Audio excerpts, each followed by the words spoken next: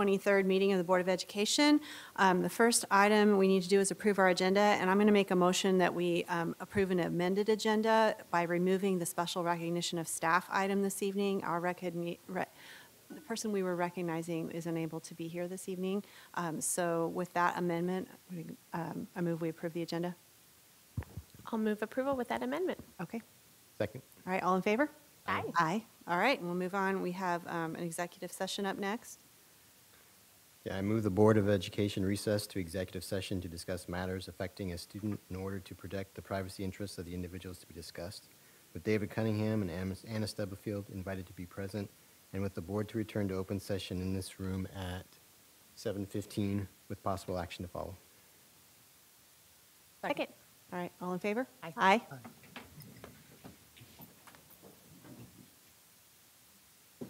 That restaurant was delicious. Oh, good.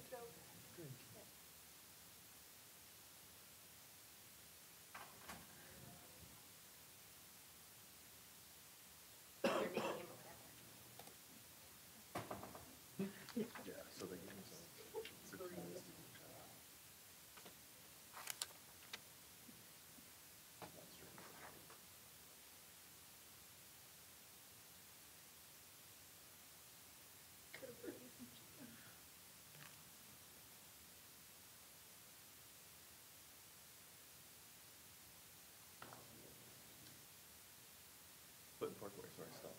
Get juiced up.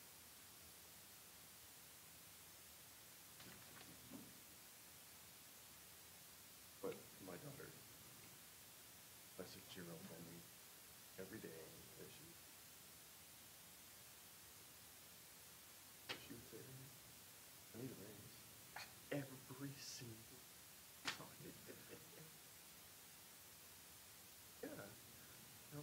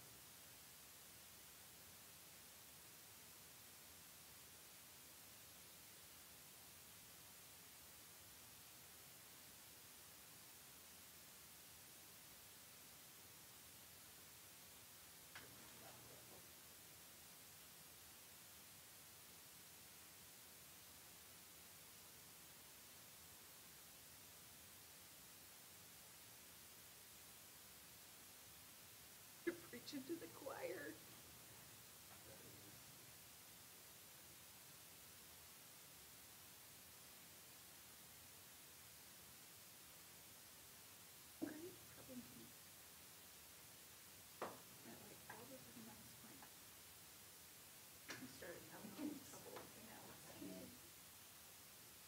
This semester.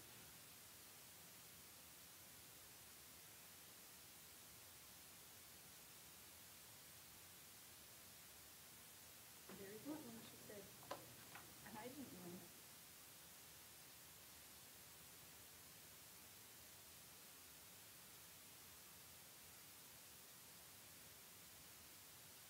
Eighth grade. Yep, spring of GPA 8th was- grade will determine if he gets to play. Hunter will kill you That's what we if said. he shows up at Free State and he can't play.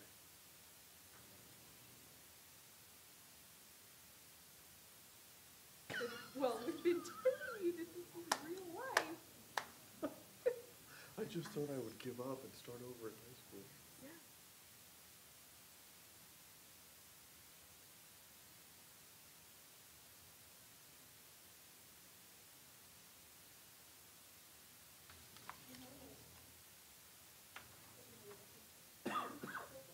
Or his phone or something.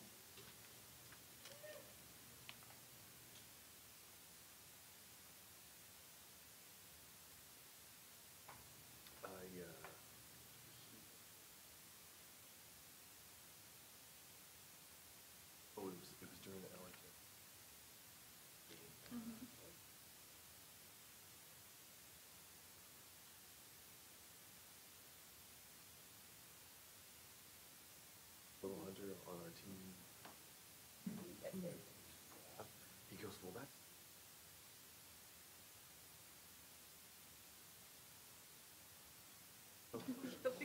What? How is this relatable to you? No, no, no, I'm just a worse player. I'm like, dude, I've seen you play, you're not, but so, yeah, clearly he was really, really tough. So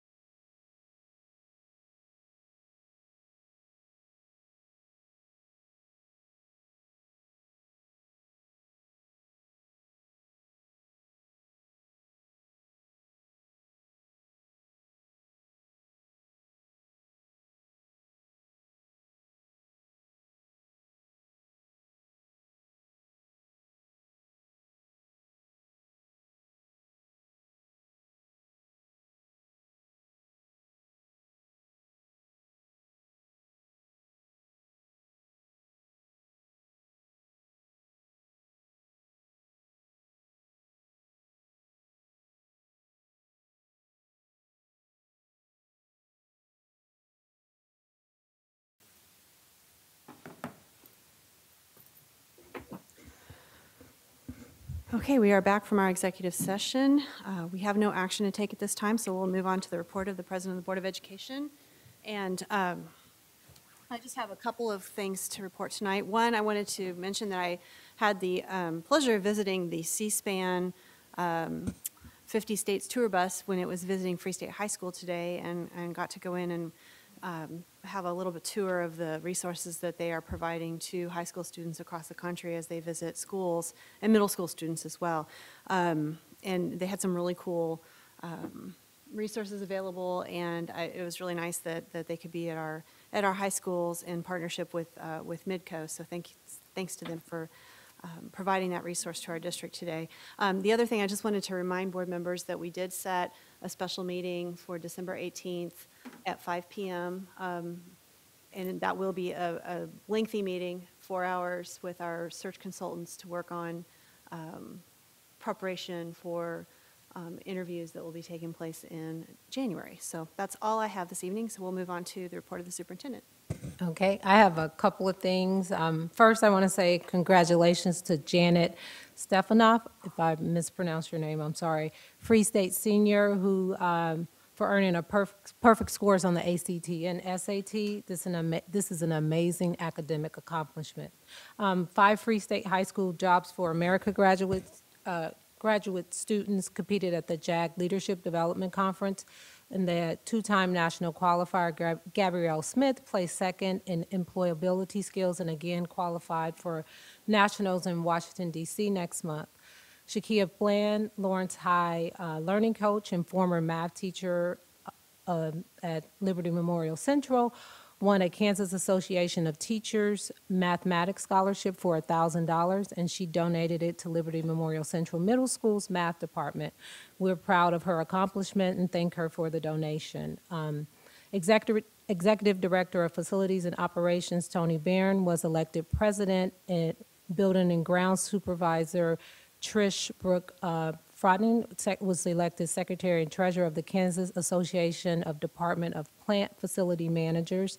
This speaks highly of our F&O staff's leadership in the field statewide.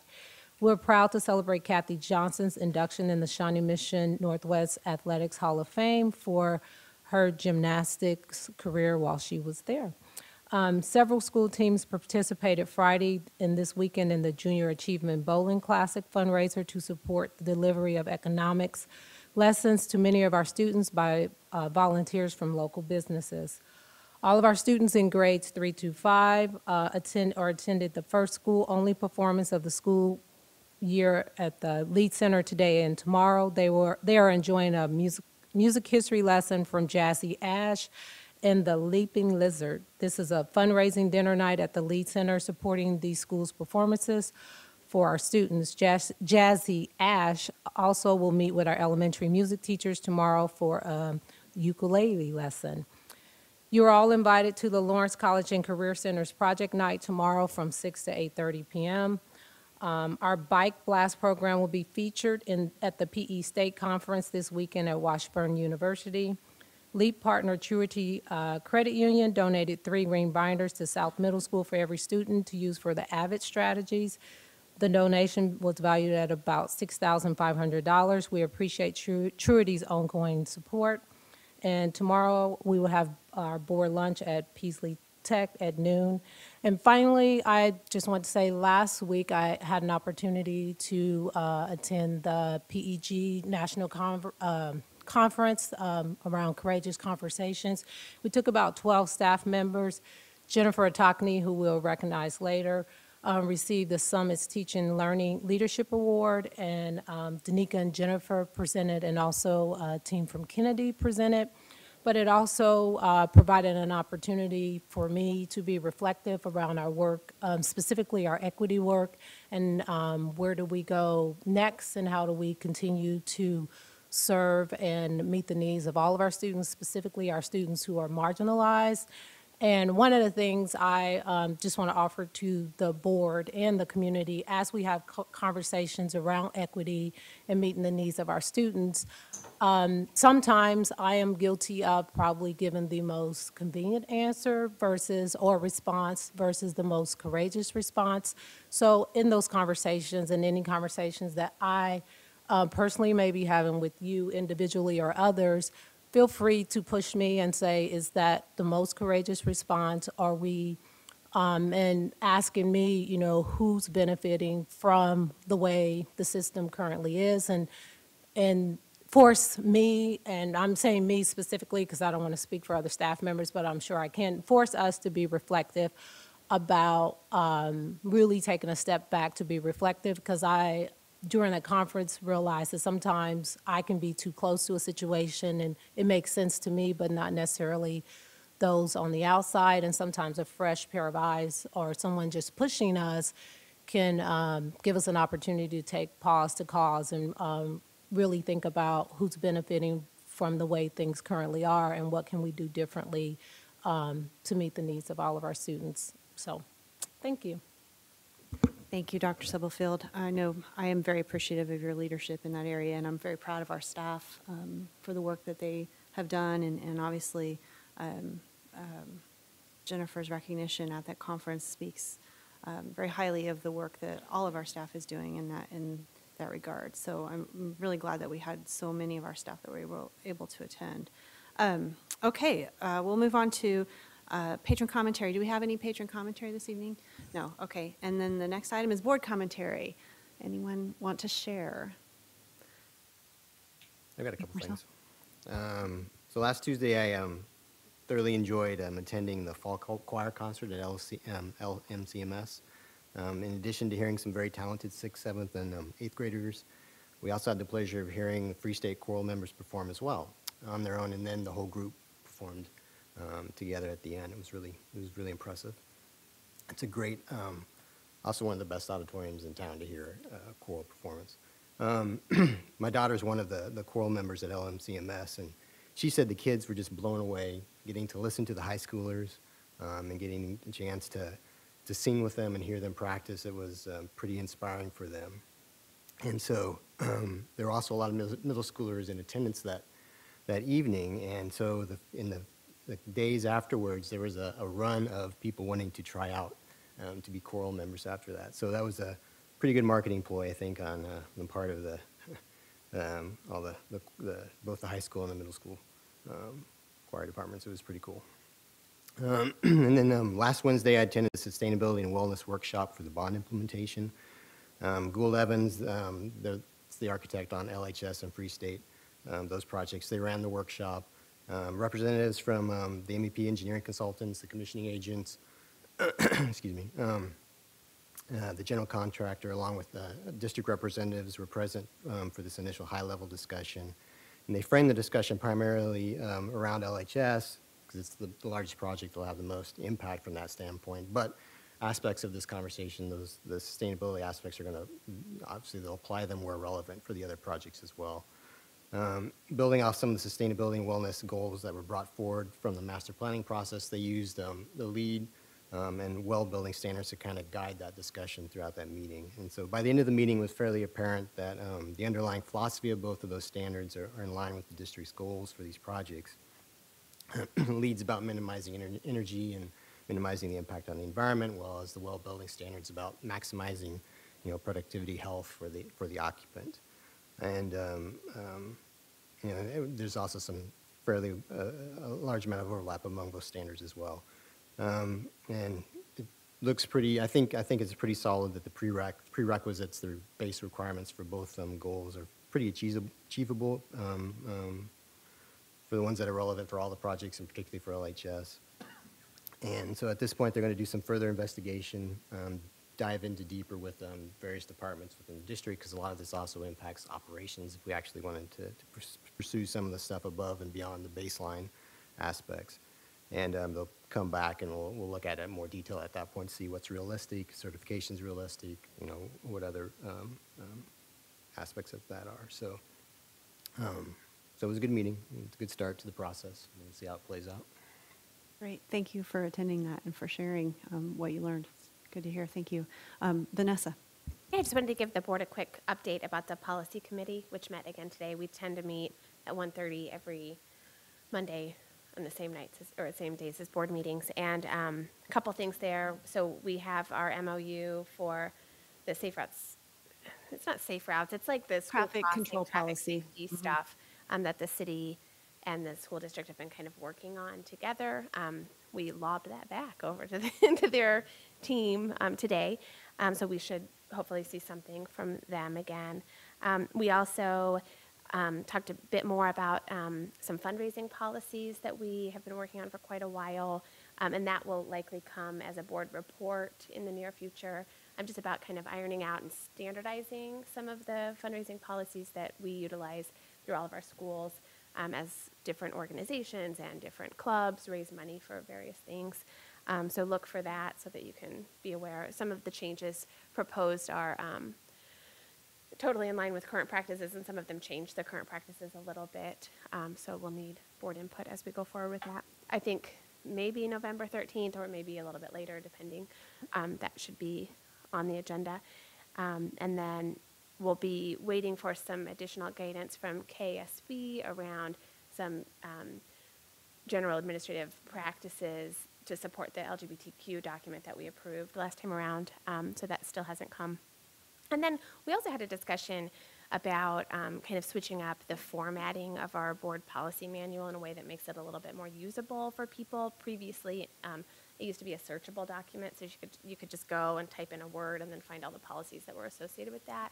It doesn't work in that manner currently, so it would take some restructuring to get it back there. And then also, potentially, some districts fold in their gap language with their policy. Ours doesn't, but that functionally might work better, and so we're discussing how we might do that in the future, potentially. So that's it. Yes, thank you. Thanks for that update. Of course. Any other things to share? All right, great. Thank you very much. We'll move on then to our consent agenda. Consent agenda items are those that are considered routine and are adopted by one motion unless any board member or the superintendent requests that an item be removed. The item or items removed are voted on separately. Does anyone have anything to remove this evening? Okay, great. Then I'll take a motion. I move the Board of Education adopt the items listed on the consent agenda. Second. All right. Kimball, Yes. Sandburn, Yes. Beeson, Yep. Fincher. Yes. Harmon, Yes. Ingram. Yes. Vote passes 6-0. Thank you. Okay, we'll move on to our report for this evening. It's a data carousel, and we will be hearing from Kevin Harrell, our Executive Director of Students Support Services and Special Education, Terry McEwen, Director of Assessment, Research, and Accountability, and Leah Wisdom, Assistant Director of Student Support Services and Equity.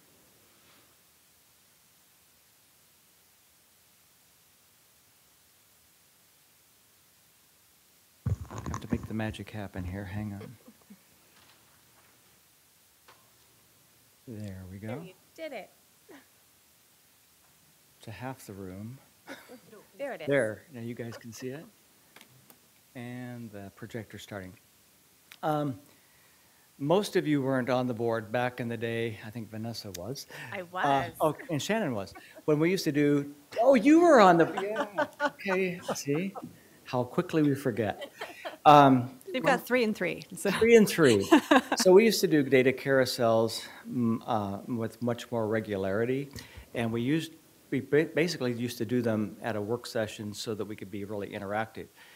Even though this is a report in a formal board meeting, I'd still like to kind of keep it that interactive way that we were doing data carousels when it was more of a work session format. And that would mean that we interact with the data together. You can ask questions of the data and kind of begin to generate hypotheses around some things. What we always cautioned against was that we're not going to sit and generate an answer right here, right now, in reaction to the data, nor can we specifically drill down to making, well, we can explain that away because blah, blah, blah. It's more of a, and then it informs us as we begin to make plans and address some of the things that we see. positive and not positive in terms of the data. The other thing I wanted to kind of take the opportunity tonight to kind of give you a little more backstory on a couple of the assessments that we give, AIMSweb and MAP specifically, because I think you've all received some questions from staff members and maybe parents about why do we do these assessments, what do we get from them, et cetera.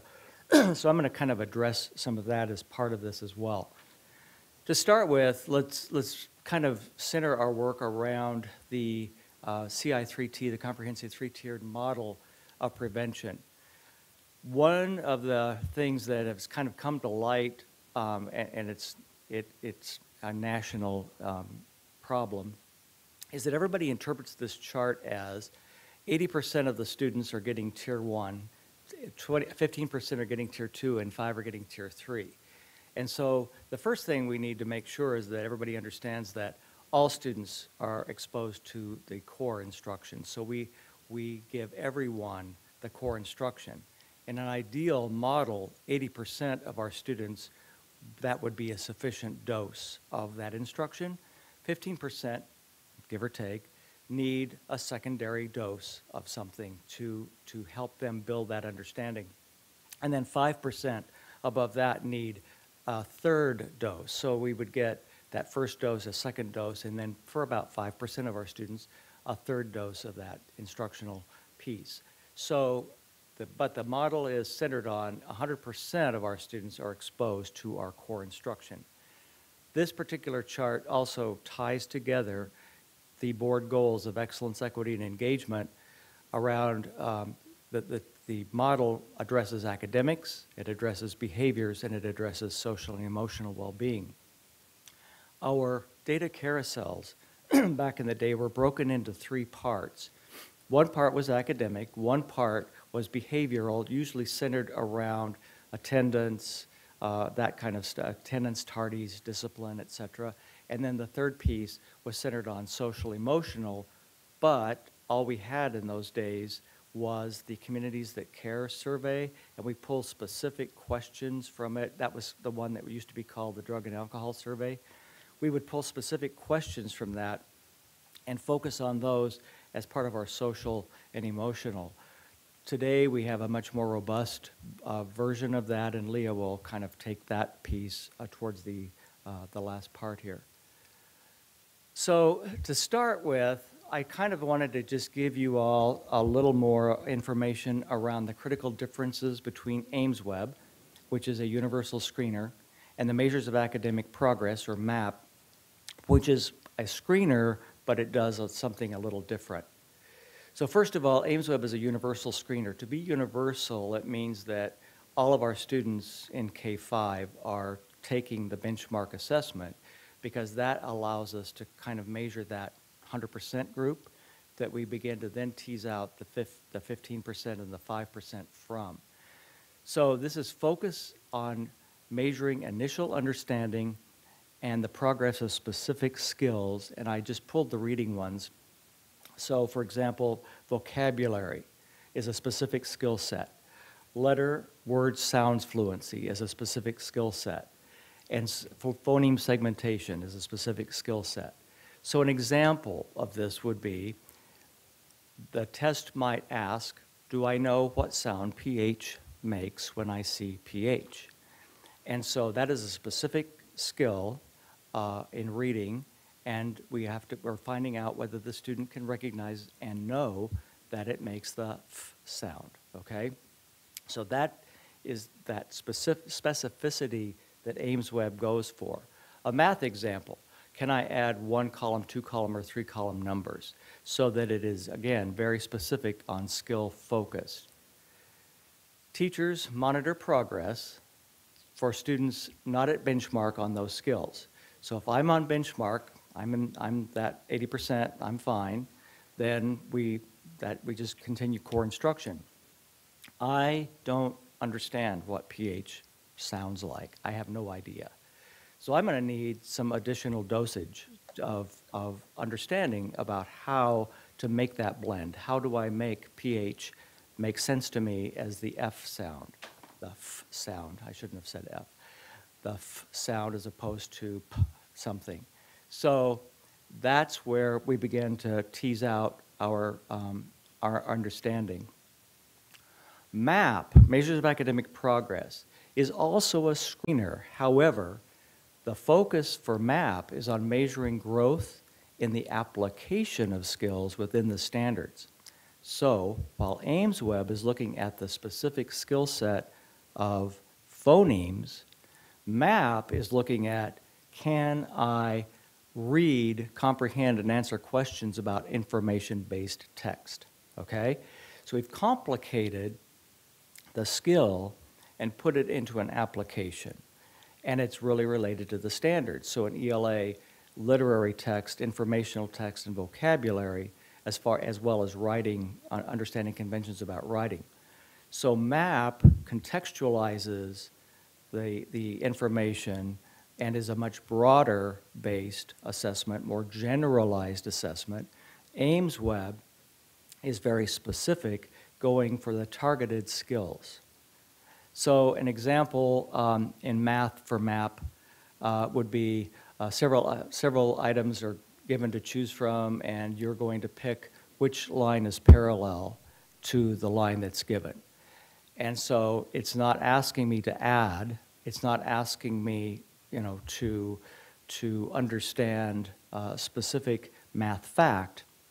It is asking me to apply a geometry concept. Do I understand what parallel is, and can I actually pick the one that is parallel by looking at this? I wish I could have given you a more robust example. Things like, how do I apply math to everyday life? What skills does a carpenter need with mathematics, and how do we apply that? How do we know that we have a 45-degree angle for the roof, et cetera? So MAP measures growth, which is what it's most effective at doing, across test seasons, and it's aligned to our Kansas College and Career Ready standards and also to the ACT outcomes. So that's kind of a nutshell of what the difference is between those two assessments. Again, AIMSweb is skill set specific. MAP is more application of those skills to a more generalized format. Can you remind me, when do we give those? So how frequently, like AIMSweb, is that more of an elementary focused assessment, or does that happen in the secondary schools? It happens at elementary K-5 universally. Okay. At 6-8 and at 9-12, it is happening for students specifically who have IEPs for disability, and it's being used strictly for progress monitoring those specific skills. So we're not benchmarking at 6-12, but we are progress monitoring our students with specific skill set needs. I guess the one criticism that I've heard several times throughout my time on the board is just that teachers don't necessarily feel that the MAP data is helpful because they feel like they already know that about their students. And so while it might be helpful for a data point in a database somewhere, it's not necessarily helpful for them in their everyday classroom. And I guess, like, I'm not asking you to necessarily answer that fully, because I imagine that there are some teachers that might really benefit from using that data, but can you speak to that? Sure, because again, going back to the idea that MAP is a more standards-based assessment.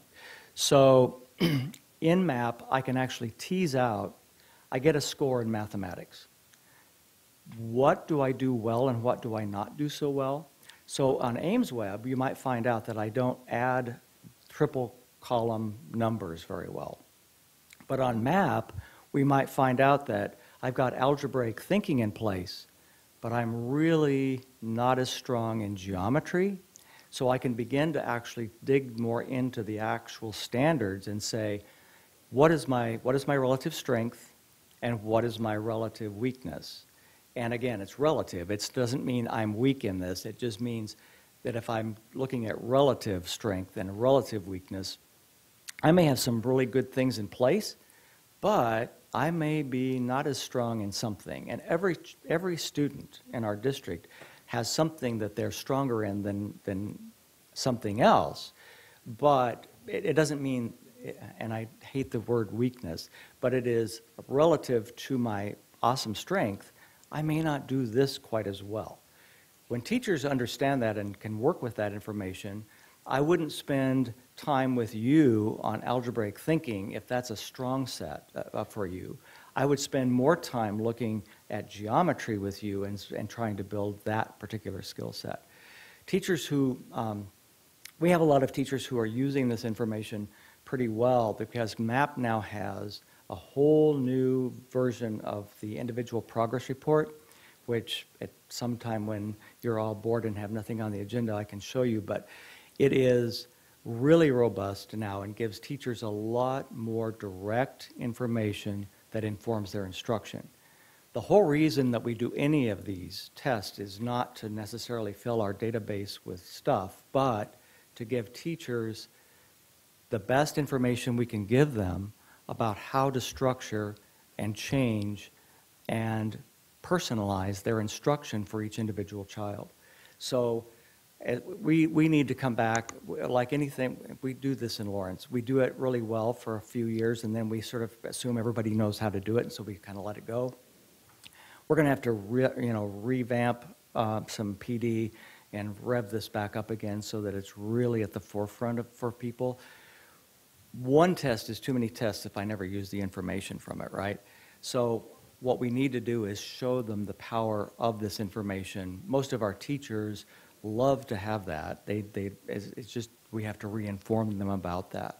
And will the switch over to PowerSchool help because some of that data will be integrated within that system? One of the best things about PowerSchool is, and this is going to be true for our equity data as well, with the dashboards that are built into PowerSchool, teachers will have that right at their fingertips, right in front of them, so they don't have to go digging for it. That's another downside to all this. I have to go looking too many places to find this stuff. Within PowerSchool, it's on a dashboard, and it says, my students are, here's my red students, and here's my green students, or whatever colors it may be, and I can then look directly at that and begin to address those academic needs much quicker. Thanks. So Terry, as a parent, you often get MAP scores at your conferences for elementary age kids, and I find that data helpful to understanding where they are and what their strengths and weaknesses are. You never see Ames Web data, so if we weren't, would that be at all useful to parents? If we weren't doing MAP, would it be useful for them to see Ames Web data, or is it kind of meaningless to parents because of the nature of the data? It would still be meaningful. It would, if you were a parent of a child that could not distinguish what sound PH makes, to use my clunky example, you'd probably want to know that, and how could you support that at home?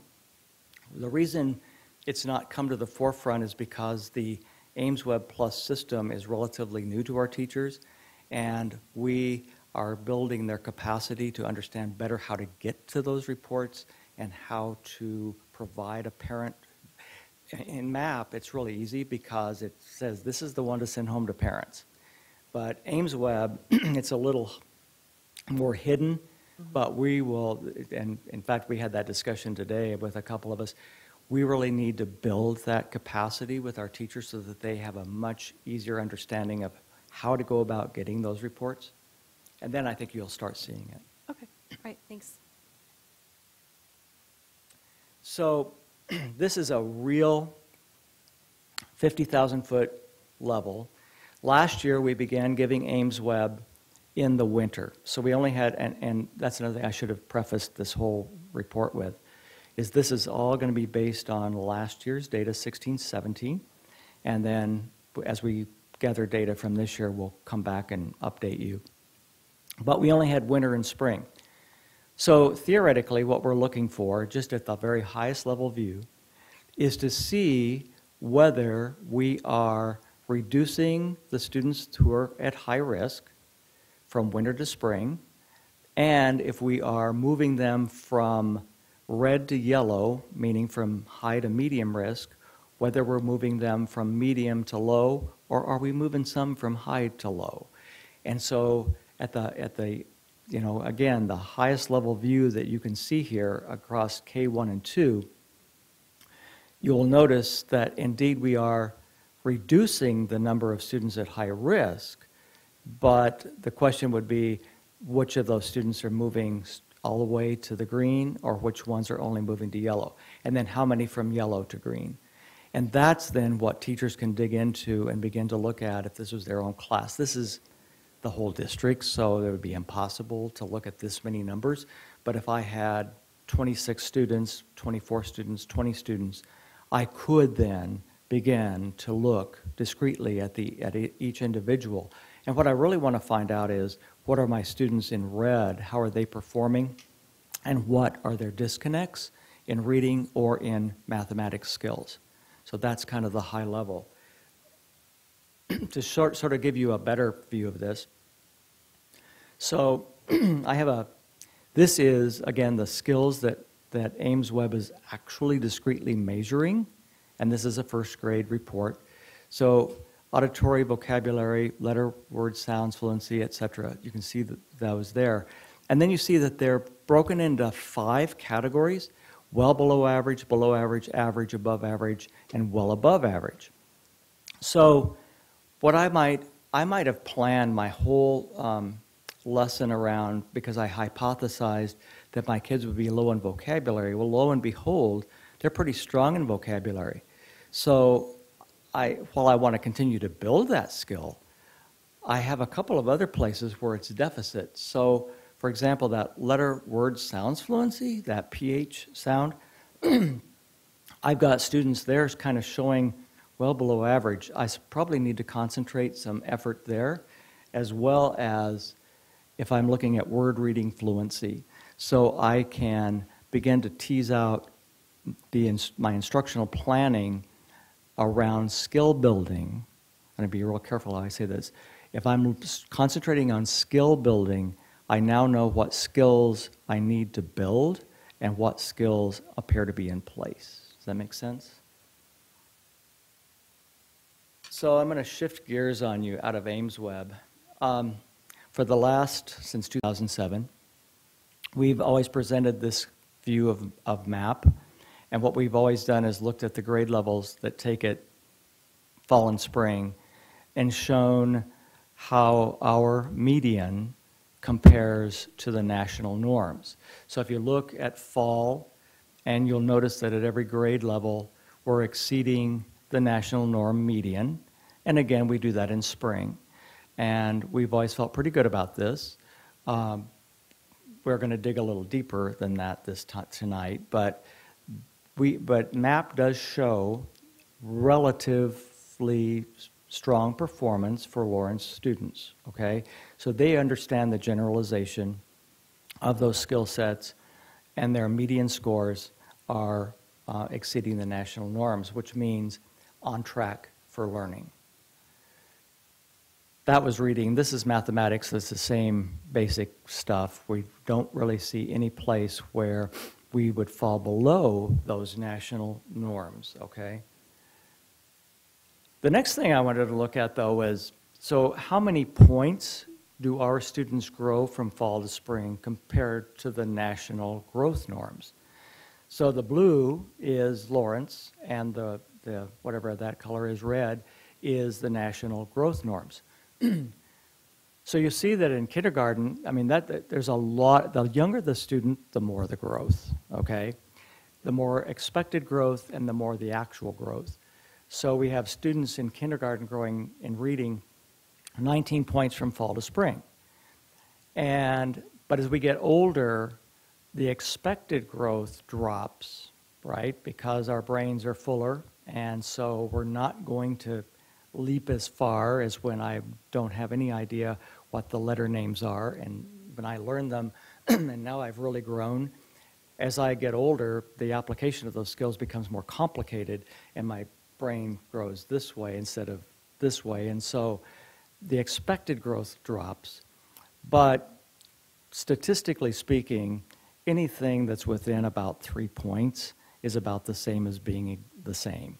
So again, I look at this and I'd say, we're in the ballpark all the way across this in terms of the number of points of growth our kiddos make compared to the national growth norms.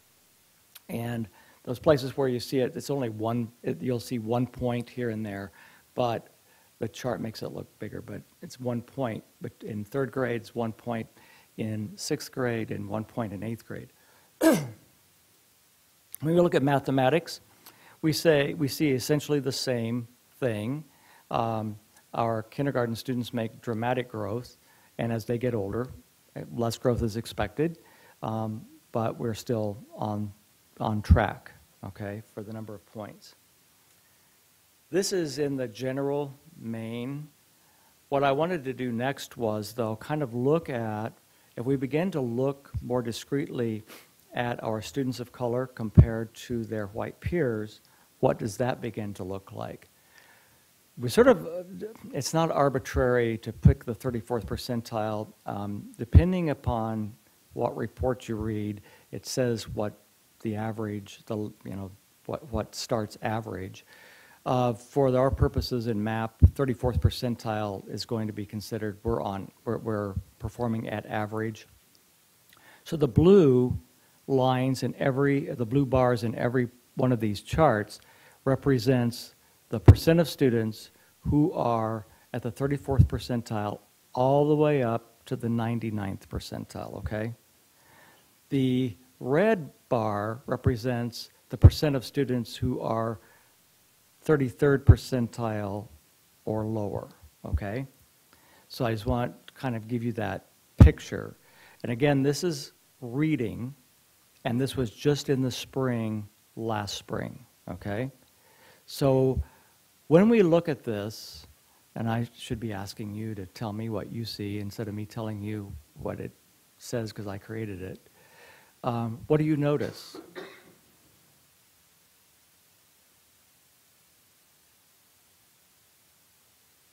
That our students that are below the 34th percentile are higher in our subgroups of Black students and Native students, and to some extent our Hispanic students as well. Mm-hmm.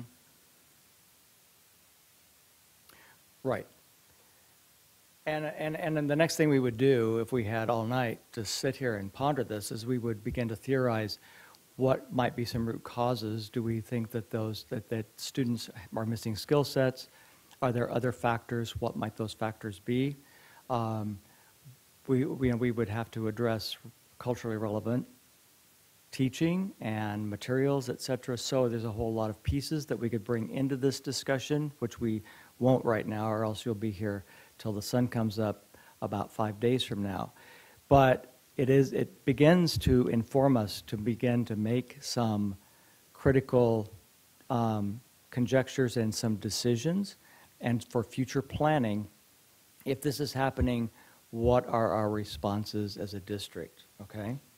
Terry, can I ask a quick question? Sure. So, this is district-wide data. Yeah. Typically, the data carousels, are those still happening like at sites? And are schools seeing this data for their own particular building? Yes, so that's much more important, by the way. We're looking at this across every student K through 8 right now, okay? But if we were at Broken Arrow Elementary School and we were looking specifically at the 250 students at Broken Arrow Elementary School, the teachers are able to interact with this data completely differently than all of us are right now, because they know the names of all of those children, and they also know what their planning is going to be to address whatever those skill deficits and or generalizability deficits might be. So this is much more powerful at the individual school level than it is for us. But I wanted to give you all that, number one, the experience of what this looks like, but number two, so that you're informed of what the data is actually telling us so that no one can surprise you with it. Great, thank you. Carrie, I have another question about. Yes, ma'am. So when they do this at the building level, are they able to, for example, take the map data and break it out by subgroups like this, and then also break it out by what are the skill deficits that are leading to the 34th percentile or lower for that particular So, group. yes, and that's the power, that's the beauty of the MAP reports specifically, is that there's, they're put on ladder, it's sort of a, it's called a data ladder. And so I could look at all the students who are performing within a range of, pretend, let's just make this up, the 25th to the 35th percentile. And I'm looking strictly at those students, and I can begin to look at what are their strength sets, what are their non-strength sets, and we can begin to look at those non-strength sets and begin to make instructional decisions, again, personalizing that learning for those students. So this is the same view, but in mathematics.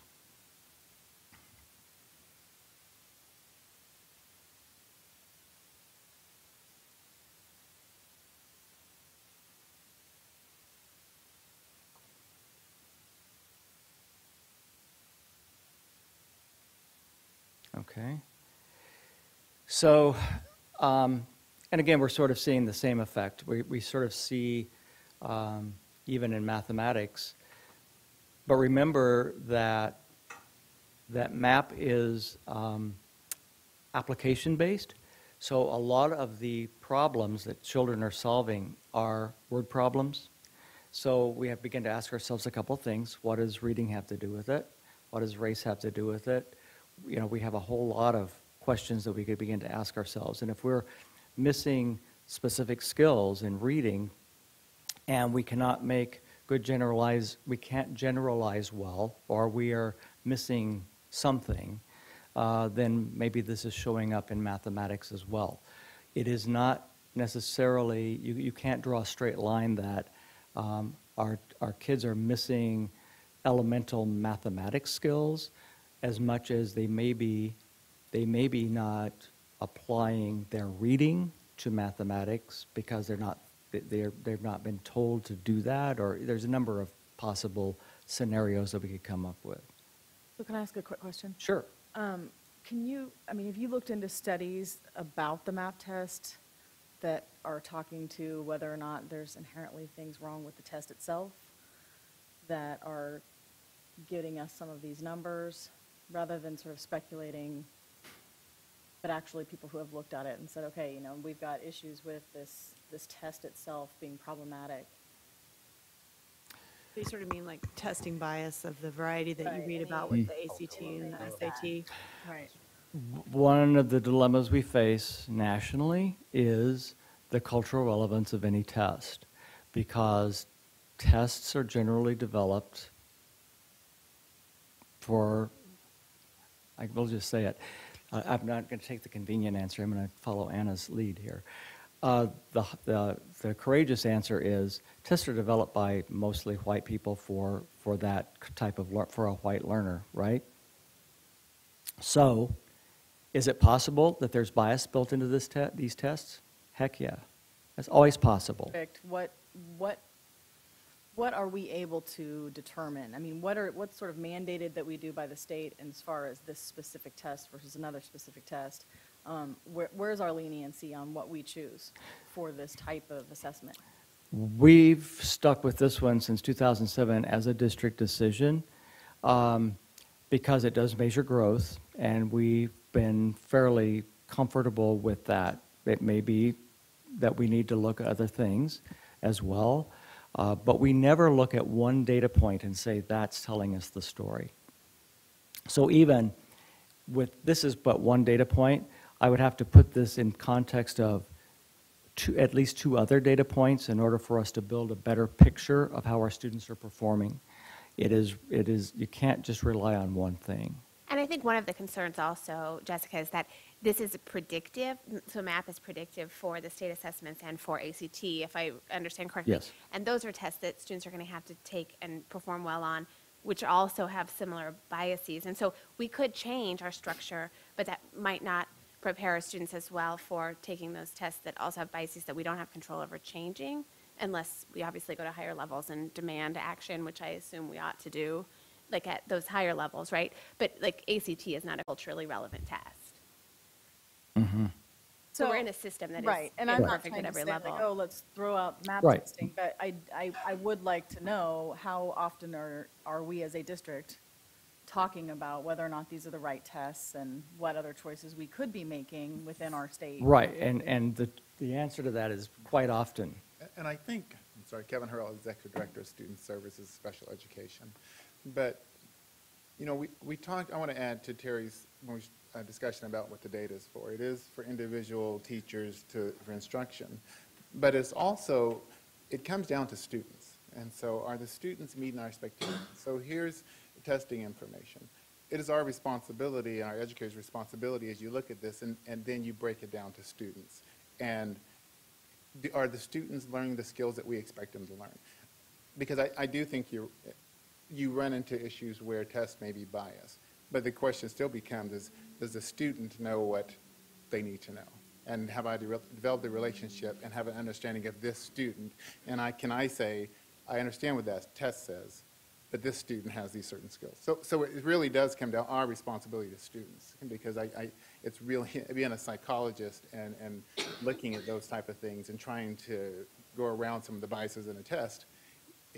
Ultimately, it comes down, can you do it or not? Well, And I that's- guess ultimately that's my big concern, right? Having just come off of teacher conferences at the middle school, and you get these map tests, you know, and your kid has seen them or is sitting there looking at them with you, and the effect that these types of results might have on some of these kids, Right. and how well are our teachers articulating that these numbers are not defining Right. your ability to learn And I these think skills. that's the important part, is our teachers articulating to students that you have these skills and you are improving, and it's not about the number, it's about you, and I would agree with you there. And again, back to that discussion about data, we also look at it as a district. It's for individual teachers and the student, but as a district, if we're looking at data and we can say, okay, we're not doing enough for our first grade, are we not doing enough for that building? We need to focus on a building. Or is it a district-wide issue? That's something we have to look at our resources and figure out what can we do, because we're not using the resources to support the students where they need it. So, I guess I've always felt like, given the choice between giving our students map testing, which measures growth, versus Kansas assessments, which is measuring performance at a point in time, like the growth measurement seems to be a more helpful But we have measurement. to do both? We do have, We do yeah. both. Right, but the point being that Kansas assessment is not a growth measurement. It doesn't measure your learning from year to year in the same way that map testing does. There's no perfect test in any realm, and I think that we're always kind of handicapped with that reality. I think what we have to do is continue to build the capacity of our educators to work with the data points that they have so that they can make the most appropriate instructional decisions for the children who are sitting in front of them, number one. And number two, understand, I mean, these are low-stakes tests. These are really instructional informational tests, and they are also, they provide parents some understanding of student performance, but not the entire picture, and it should never be portrayed as, this is how your child is doing. This is how your child performed on this one thing, not in general and everything, this is how your child is doing. Because I should have classroom performance, which all of our teachers do. I can show you other ways that your child can demonstrate his or her understanding. So, you know, the trap that we're living in, by the way, is that we believe in, fundamentally really believe in personalization of learning, right? But then we live in a system where then we have to then turn around and tell our teachers, but they have to have a unitary test that everybody has to demonstrate they're learning in the same way. The good thing about MAP is that it does adapt. It adapts to how the student is performing. The state assessment doesn't do that, and that's where I'm going next, so I can make this worse. The state assessment, and this is English. This is the English language arts assessment. 4 levels of performance. Level 1, there is not really any language for, except that in general it's below grade level performance. Level 2 is we're performing at grade level, but not yet at the level which would have us on track for college and career readiness. Level 3 is I am on track for college and career readiness, and level 4 exceeds that. Okay? To put this into a perspective, and it's not excuse-making, but let me give you two things to think about. This is the 2017 results from last spring, okay? That was the fourth iteration of this test in 4 years, 2 years of which the test couldn't be delivered. One was a DDoS attack from China, and the second year we had another issue. And so the third, so it was just a cutting of a cable.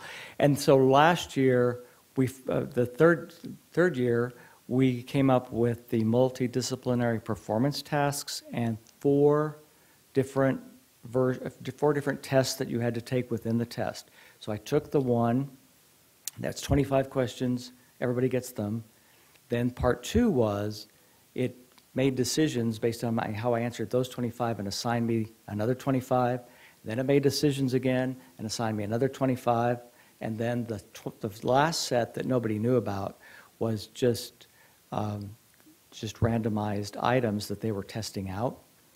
And so in major discussions with the state, and this was something that everybody fundamentally agreed to, we have to, number one, reduce the amount of testing that we're doing with this test. It was taking a really long time. And number two, let's make these results available much more quickly. With the multidisciplinary performance test, by the way, which was a great idea, but it costs us money to have teachers score it, and number two, you have to wait across the whole summer to get the results. So we said, if we're not going to get results with more immediacy, this is never going to have much importance to anybody. So reduced it down to 2 sections of about 60 questions, and that's what the fourth iteration of this assessment was. So what you're looking at now is the fourth attempt to create this test. And by the way, along the way, we have also given teachers inadvertently, subtly, whatever, some signals that it may not be the most important thing that they do, right? Because if it doesn't work, you throw them out. They cut the cable, oh bummer. I mean, so there's a whole lot of things. We've stabilized the assessment. This school year, it will be the same as it was last school year. And so that is good news, and I think we can begin to build capacity from that. One thing I want to always guard against is, while yes, these are our results, and yes, we can look at them and we can make some reactions to them and decisions about them, we have No Child Left Behind is gone, and this is no longer the data point, it is a data point, okay? So again, putting it in context with everything else we know about our children, it just is another data point. It is not the critical, it is not the only data point that goes into the stairway to heaven 100% proficient by 2014, which we never did. And then the other thing to know about is that the state board with the commissioner have set a goal that by the year 2028, and start measuring out, by 2028, the goal is to get 75% of our students scoring at levels 3 and 4. Okay? So it's a long-term goal to get to level 3 and 4. It's not an immediate must-do by tomorrow. But it is a data point. It is still important. It does give us information. And so I don't want to tell you to ignore it, but I want you to contextualize it in its proper place. It is just one more data point, not the only important one. Does that make sense? I also, I don't disagree with you, Terry, but it is the data point which we are judged on because this data is all public. So Yes. with all what Terry just said, we need to keep that in mind as well. Like, Terry's here to explain it to you guys, but the general public is just what we're judged on when you pull up like building report cards and those kind of things. Terry, I And have a- how do, sorry. I had a question about, I mean, obviously, the bar that stands out on this chart has to do with our students with disabilities. Yes. Is this a test on which students with disabilities are allowed accommodations at all? Or do they have to take the same test that every other student at their grade level takes regardless of their disability? They take the same test, but they can have accommodations. If Okay. they are, the accommodations that are written into their IEP or 504 or student support plan. But content-wise, though, they're being tested on at grade level content regardless of Yes, the nature of their disability or Yes. learning disability or other disability. But one thing, Terry, we were also, and Terry and I were talking about it, is that once a student with special education, and to identify special education, there's two parts. You meet the criteria of the 13, and then you have a need. Typically, if a student has a need and they're meeting a certain expectation, they're exited out of special education and moved to a different group. So typically, that special ed group will stay the same because the kids, as they achieve, they're getting out of that special ed identification group also. Okay, okay. What, am I correctly remembering that, and I may be confusing tests, that under the No Child Left Behind, that there were some instances where students were taking alternate assessments? we still have an alternate assessment. It is now called dynamic learning maps, but it is really for students with more severe disabilities, and it is limited to 1% of your population under federal regulations. All right, thank you. Vanessa, you had a, I did. Do we know how we compare, how our district compares like to other districts within our state? And is that data like going to come in this presentation, or is it somewhere else? I didn't bring in the state for comparison, but it's on the report card. But we are tracking about the same, or actually a little better in some cases than the state general performance. The commissioner, I think, just gave this speech to the state board that I'm giving to you, and there is a downtrend this year across the state in performance, based upon a lot of the factors that I just gave you Well, sure, it's hard to earlier. trend data when it's a new test and you don't have something to Right. compare it to. But I mean, regardless, yeah, it doesn't seem as though, it's almost like 50-50 for how all students are represented. I mean, Yes. worse than that, really, but, and that's not good. No, not ideally. Okay. Okay, so again, this is ELA. This is, I'm sorry, that was ELA, those particular subgroups. This is now our racial and ethnic subgroups in ELA. So again, you can sort of see where the challenges are and where some positive pieces are.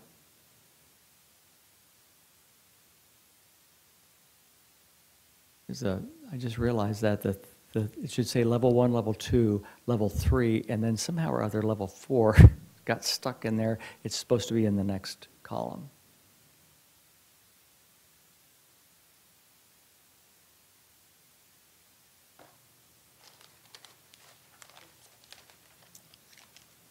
And then I'm just going to finish quickly with mathematics, and you'll see a similar story in mathematics. This is the all free and reduced lunch. Oh, one thing to point out to you too, there's a category on there that you've probably not seen before, homeless. The state, the federal regs, we are tracking the performance of our students who are considered to be homeless as well now, and that is a reportable subgroup. Terry, what's the size of that? What's the N for that subgroup in our district on average? I can tell you what it is in terms of high school. It's about 40, 41. So just barely big enough Right. to really Yes. be reportable. Okay, thank you. And then this is the racial subgroups, racial and ethnic subgroups, performance on mathematics.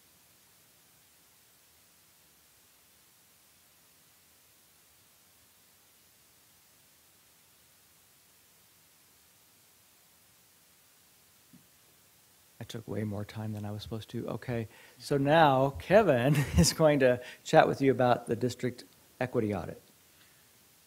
And I will, back to what Terry said about how we look at data, I will be asking you to interact with it more because there's not a lot of just answers to our equity data. But I will tell you that as we started looking at equity data, one of the discussions was our principals we were asking our principals questions, and they said, well, we need this data. So the format that you've seen it in the past, we are working on that to make it more usable because it is looked at a building level.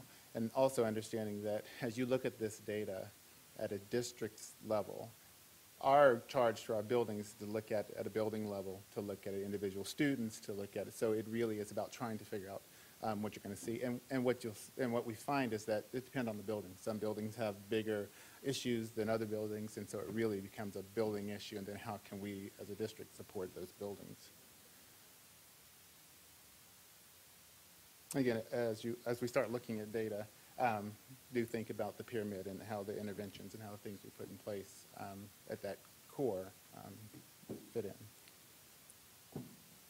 So, starting out, and what you'll see on the left is, and for 3 slides we'll show you, this is the population, the student demographics of the district, and then the particular thing we're looking at. So excuse absences. Anything stand out at you? Similar.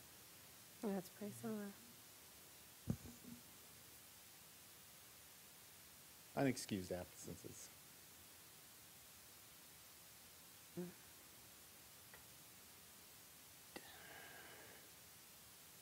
Not similar. Yeah. Starting to deviate. So, Kevin, just define an unexcused absence, right? I mean, parent doesn't call, the kid just doesn't show up, what's? A parent doesn't call it to excuse the student, so the student wasn't there. And also, the excuse given, a principal can excuse or not excuse a certain absence, and so there wasn't enough evidence to say it's excused. So we do have situations where parents don't call. Or a parent could call and they say say, Yeah. okay. The parent notified if that's the case? I mean, just out of curiosity, because I know with a kid in high school, like, I'm surprised at how absolutely easy it is to excuse my kid, right? I call and barely say anything, and the conversation's Yes. over. And So I'm just curious, I like, think that is something that we have to work with, because there are situations where someone called and we assumed it was the parent, and then we look, but. yeah, I mean, but- there's no way that. But there's also, ever our been any- system I've is ever set up felt that like there's after any- so many absences, the parent is contacted, Okay. this truancy starts, and there are situations where a parent says, well, I didn't do that, or a parent doesn't realize that they've excused a student those many times, because they're looking at individual times instead of as a group, so. There's an intervention after a certain number of just excused absences. too. Yes, yes. You've never gotten one of those letters, Jill? Yeah. The best parent award? It's what, 3 unexcused absences leads to a contact by the school. 3 in a row, I believe so, I'm gonna ask. Excused? Unexcused. One unexcused, and you get. You get notified, but I think there's after 3 and 3, 5, 7. So 3 absence, 5, 7. So if there's one unexcused absence and there's some feedback back to the parent validating an unexcused absence, and that's. Yeah, I will tell you that when not that my daughter misses school a lot, but occasionally my wife will get a call during the day and says she wasn't in her first hour class. So I believe the system is set up, somehow my wife is notified when she's not in a class. So our system does the notification. And again, in Power School, as we set that up, we believe we can set those up to be easier and communicate with parents tardies.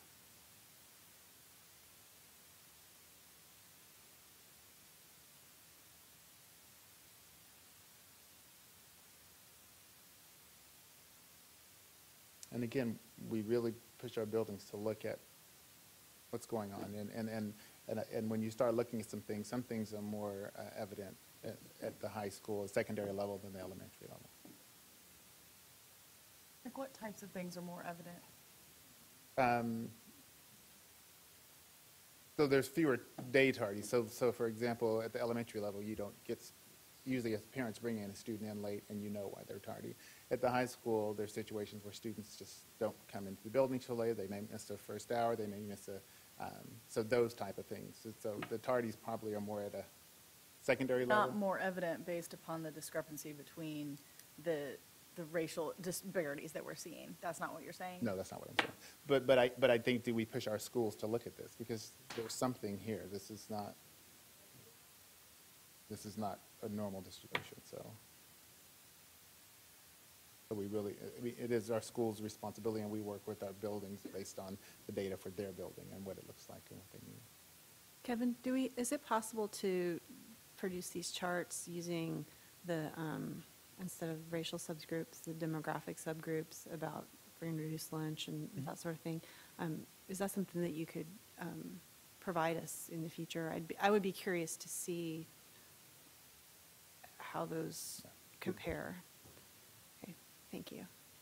Do we also know, like, is returning from lunch an area where at the secondary, or especially at high school, where tardiness is a factor? I mean, I know, especially if like the students were saying we don't want to have open lunch anymore, and like, you know, I mean, I think that having that data.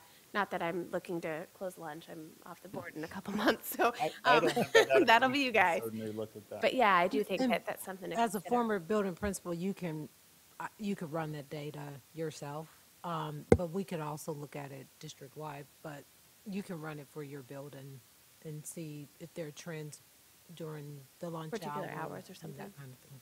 That would be So interesting. that raises an interesting question. When you're looking at this data about tardies for your elementary kids, you're going to be measuring that just at the point in the morning when they show up to school. For our secondary kids, is this being measured every hour? Yes. Okay. So when my kid is, can't get all of his stuff out of his locker and he's late to class, he's contributing to this data maybe multiple times a day. Okay. Because again, you can do individual interventions with students depending on what the issues are. So.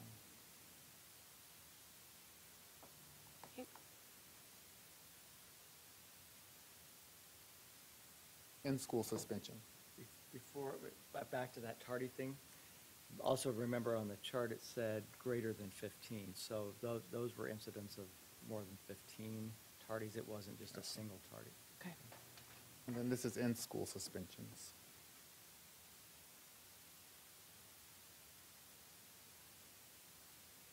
So can you talk a little bit about, so I realize this is, last year's data or whatever, but where are we compared to the data of the previous year and the year before that? I mean, are we making progress? Are we getting worse? And can we speak to, particularly on things like this? I can't speak to that. We can access that data, but I can't speak Okay. to I mean, it. I guess I would like to see that. I think that probably people on the Equity Council would like to see some sense of a trend, where we're going or where we've been, how we're making progress, and getting a little more information on the types of things that are being worked on in the building. Because this is great. We're getting this data. It's important. But I feel like what's missing from this presentation is the learning about the things that are being done in the buildings to address these problems. Because I don't really know those answers. And I would like to know what, And I know you I guys would are agree. working on it. And I I'm think, not trying to I think doubt that's that, part of, just would would we, love to get some of that the information. data carousel and then looking at trend data are two different things, so. But, yeah. Yes. Strategies on the ground. So is this part of the data carousel that happens at each building level? And so I assume at the building level, then they can drill down and say, these were the numbers of in-school suspensions, these were the reasons for them, and then generally come up with strategies to have primary prevention if possible. Because the question still is, what does race have to do with it? Right. You look at that, there's something different here, so what's going Right. on? And then this is out-of-school suspensions.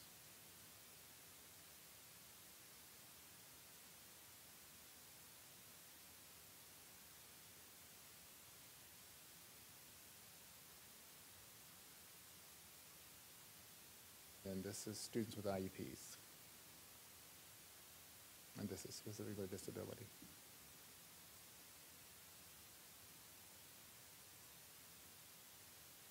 Not gifted IEPs.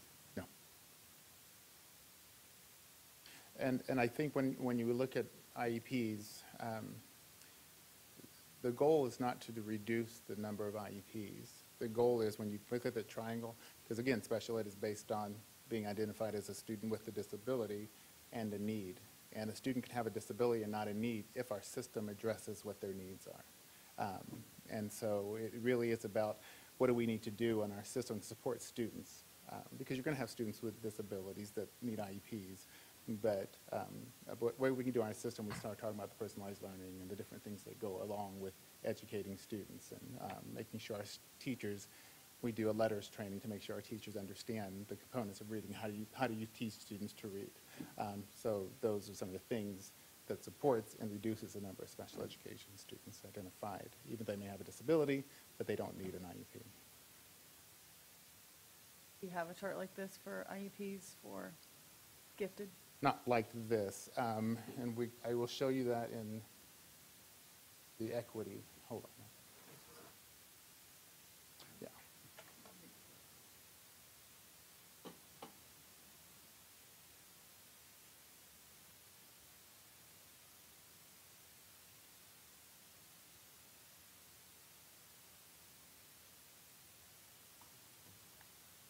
Full screen. Blank screen.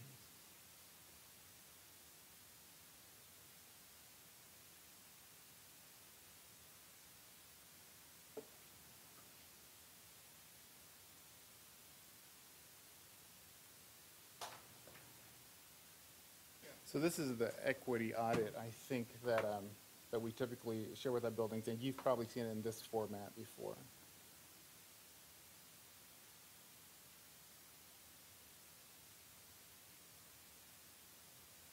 So again, the attendance, this is all the day we look at discipline, special education, disability, and gifted.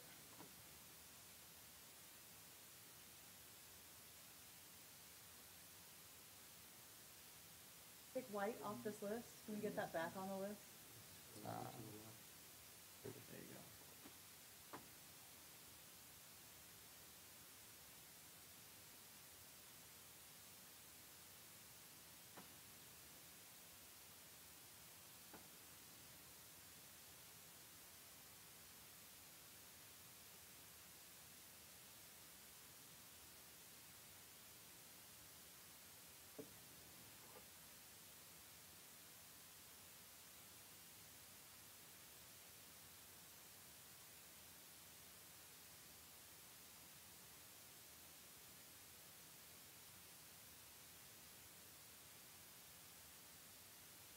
Here's the breakdown of some of this, as far as disability breakdown.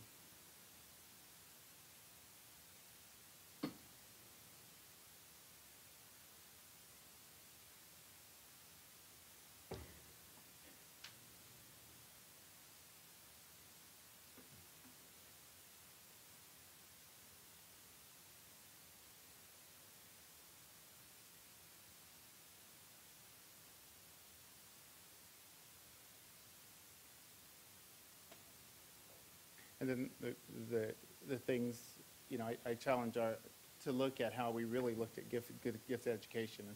In Kansas, in most states, gifted and talented. In Kansas, it's under special education, so it's like a disability, which means we can't meet the needs of those students. So the question is not only do we need to identify more students of color as gifted, because I don't know if that's the question, but it does become the question with all the resources and the things that Lawrence Public Schools provides and access we have, why can't we meet the needs of white students, but we can meet the needs of black students?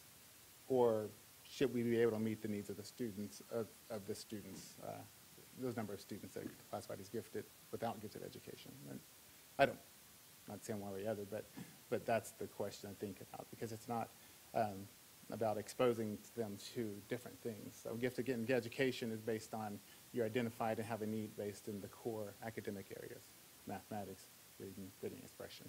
So those type of things. It's not about talents and those type of things. So given what we have, this gifted education, the only way to meet those needs.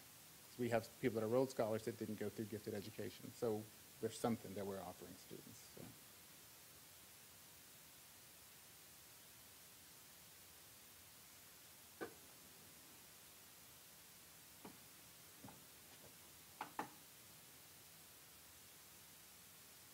Kansas is one of only, what, 4 states that treat gifted education the way as special education? A gifted, talented model, ideally, in my personal opinion, when you're talking about students' needs and different things, and especially when you talk about equity and different, the gifted and talented model that's in a lot of states. Yeah, I've just, the longer that I've been on board, the more frustrated I am by the way that the state sets up this model, because it's certainly not the way that parents think about Yeah. the way it ought to work. And so there's a disconnect between the way our state classifies it and funds it and requires us to address it, and the way that I, as a parent, or obviously Right. from what They you put a lot of said, restrictions you as an on it. educator would prefer to support those students. Kevin, I don't know if you're going to talk about it, but, I mean, clearly there are racial disparities there. But when you scroll down to that bottom stuff, participation, you see them there as well. And so I think it's important that we don't lose sight of the fact not only are we potentially over-identifying kids in one area, but under-encouraging them in others. There's certainly room for improvement. And what are our buildings doing to encourage those students to participate?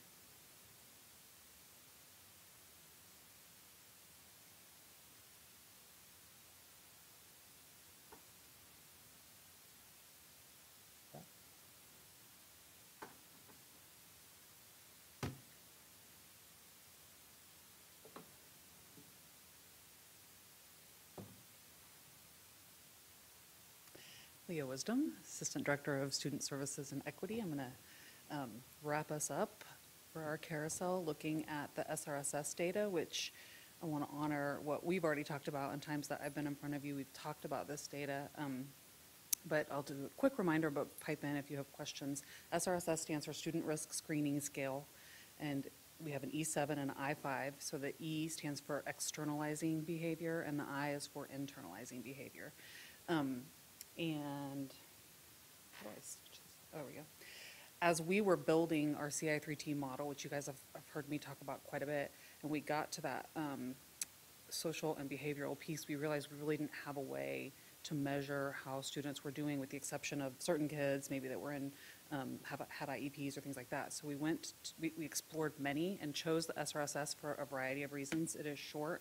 It takes a teacher 10 to 15 minutes to screen his or her entire class. It is free. We had to build it, but we were able to access everything free, and it has been tested. So some of the screeners that are significantly lengthier, they're like 3 pages to do per child, we're still catching the same kids. So it's gone in and done that validity test. So that is why we chose it. So as we're looking at this, of course, wanting to always think about that element and have data to support that piece as we're looking at a holistic picture of a student. So I want to just show you, this is what our district results look like. And when a building looks at this, they will initially look, like, so this is all the externalizing. They will look at this for their whole building first. So you can see, like in these diagrams, we're looking at the same screening point fall from year to year. So if you look in that top left corner first, we're looking at 14-15 is the first triangle, 15-16 fall data point, and then 16-17 fall data point. We're always comparing fall to fall to fall, or winter to winter to winter, or spring to spring to spring. So that's why you see it broken like that. And in this data, as a district, we are looking, just like with our other data, to see at least 80% of our students in the green. And when you don't, particularly as a building, you're like, oh, you're thinking, okay, what do I need to change for everybody, in that core to increase, to allow more students to access what they need at core. And we want, then of course, to those numbers to reflect that 80% catching it, 15 and 5. So you can see progression there as a district at each time point. And then I want to move to internalizing. Here, same kind of thing. When when a building is doing this in their data carousel, they're going to look first as a whole school. Then they also have their data by grade level and then by class. I want to point out, so a teacher might go in and look at their class in a similar fashion. When the teacher completes this screener, it's like a student's name. I go across these 7 externalizing items and 5 internalizing items, and then it provides a score for each and an overall score. But once that data is submitted, it goes back into our system, and when it spits back out, it just gives those scores. So it takes away all the itemized data because you're not looking for individual things to go in and provide an intervention for, because a student, maybe lies sometimes. We wouldn't do a lying intervention. Instead, we're looking at that score more holistically for behaviors that might indicate a student is struggling with internalizing behavior or externalizing. Oftentimes those kids announce themselves in other ways. We don't need a screener to let us know that. And then finally, it is just one data point in the picture of a lot. So as we really focus on using this data to think about whole group instruction, and then later maybe attach it to students who might need some additional interventions by looking at other pieces of data. Are they also visiting the nurse a lot? Is there academic data to tell us that there's something at play there?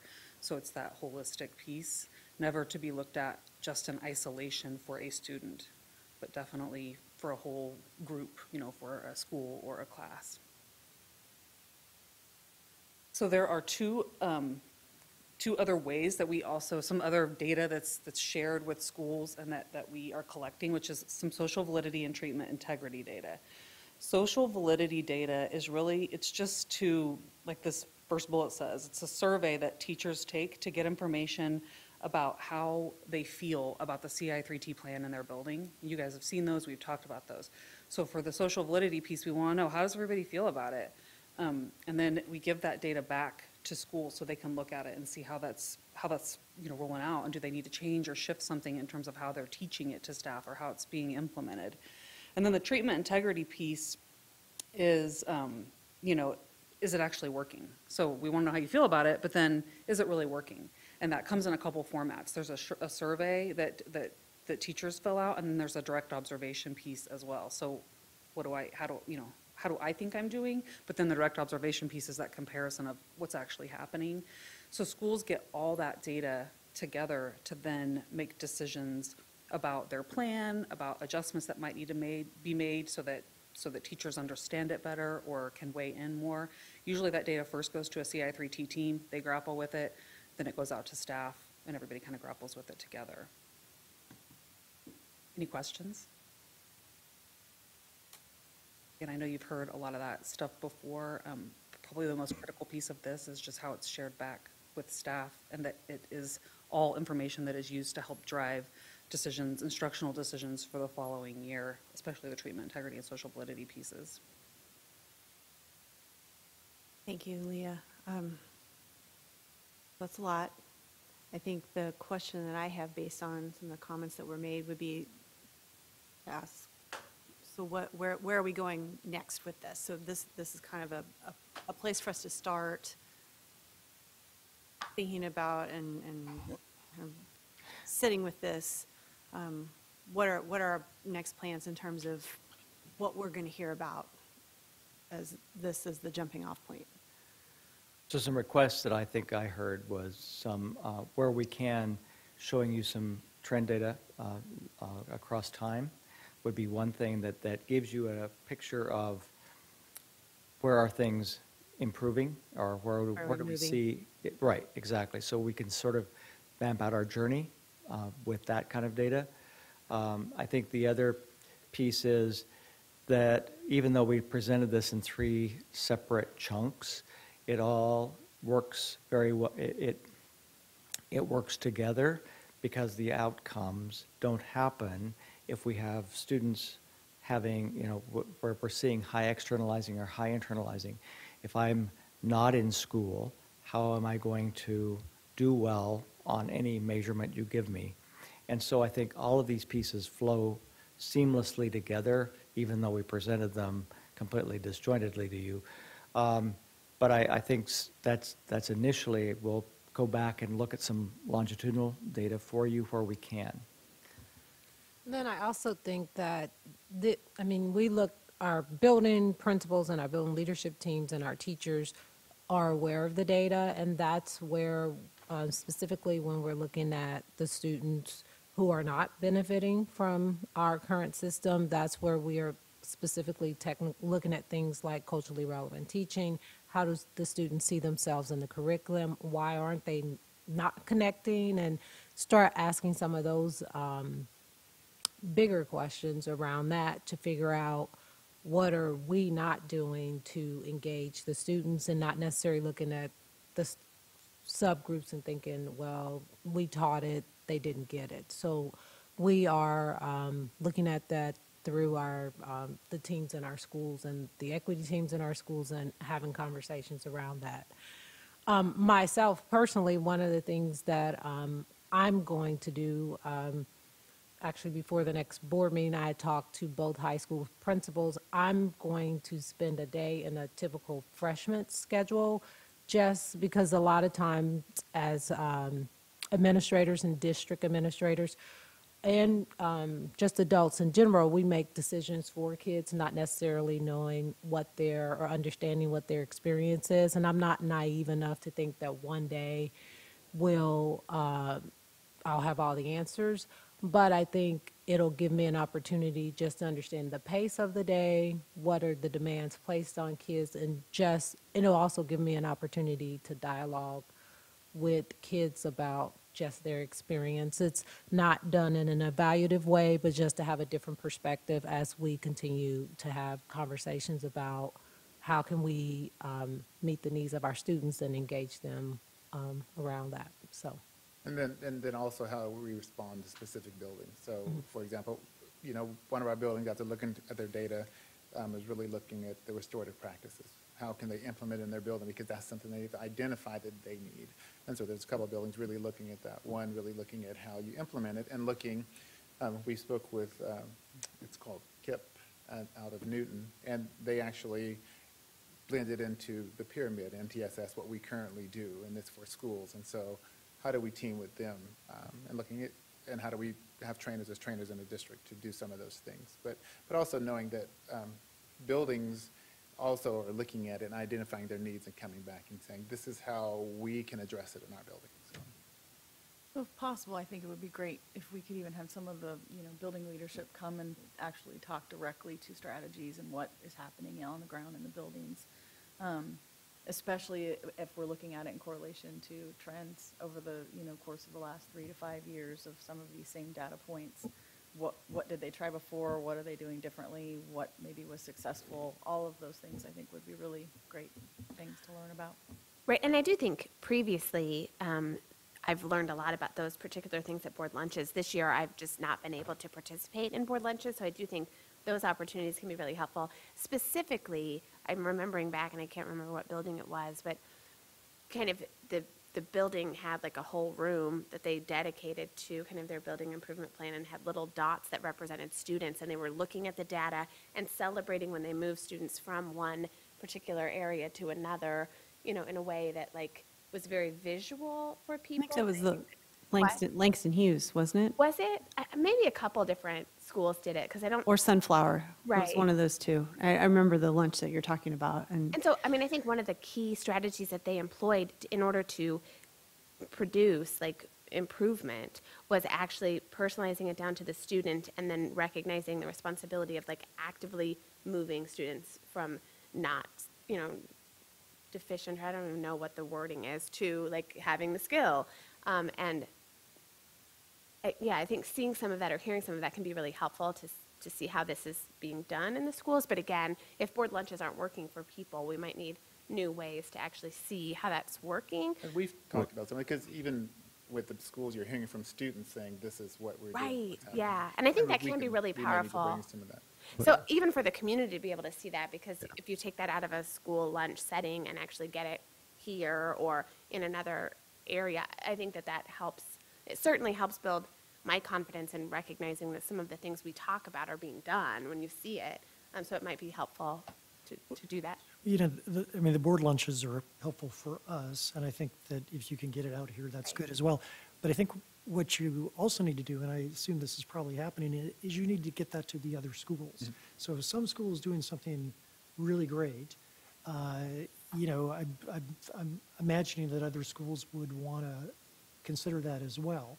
So, you know, do we make systematic efforts to do that in terms of collaboration across buildings, or is it more happenstance?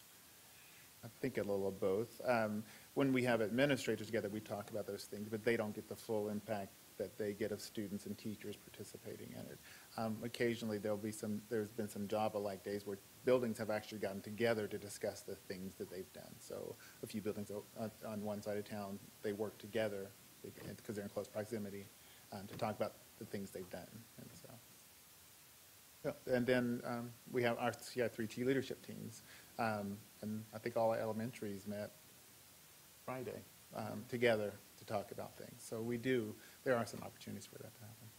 And we probably need to increase those, I would say. Yeah. When I think about, I'm sorry, were you done? When I think about the way that kind of building improvement plans look, like they're kind of this like big document with a staple that's like a lot of pages. I do think that there might be ways that we could actually make that more dynamic and engaging and more like database or what's the word I'm looking for, kind of what PowerSchool does, where it's a dashboard kind of format that is more kind of alive to bring students and, you know, people on the site council to kind of be able to see that a little bit less, in a less boring way. I don't know. I think that might be But you're absolutely right. Yeah. right. Building improvement plans are awful. And, like, just to like be part of a meeting where you go through that. And I think we could make it better to where not only do we have better data points that we're dynamically looking at, but also that it's just more informative. Yeah, it's easier to communicate that. Right. Yeah. And we did actually talk about that this year after sitting down with each one of the teams about how do we make this more of a living, breathing document versus something we put together and then talk to our principals about giving us feedback because they have their CI3T manual, which they use a lot, and what's in that that's not in the school. Like, we are having conversations about that because we don't want it just to be here, it's done. and Right. then no one looks The at it. work isn't doing goes the into the- booklet and being done with it, but rather the day-to-day work. But I do think kind of streamlining and having focused efforts that we are measuring and all kind of being responsible for may be more like helpful. Okay. Any other questions for our presenters? Great, thank you. Lots to think about, lots to talk about in the future, so thank you for that. And that concludes our business for this evening, so we are ready for a motion to adjourn. So moved. Second? All in favor? Aye. Aye. Thank you.